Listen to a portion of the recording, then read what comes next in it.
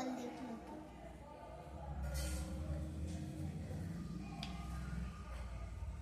ఆ తర్వాత మనం కొంచెం మిరపకాయ వేసుకోవాలి. మనం ఆ తర్వాత కొంచెము కలుపుకోవాలి. మన తర్వాత కొత్తిమీర వేసుకోవాలి కొంచెం.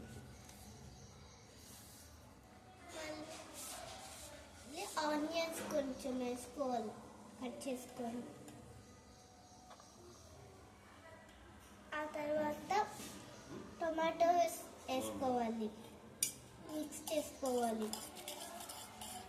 మళ్ళీ సాల్ట్ వేసుకోవాలి. మన తర్వాత నీట్గా మిక్స్ చేసుకోవాలి.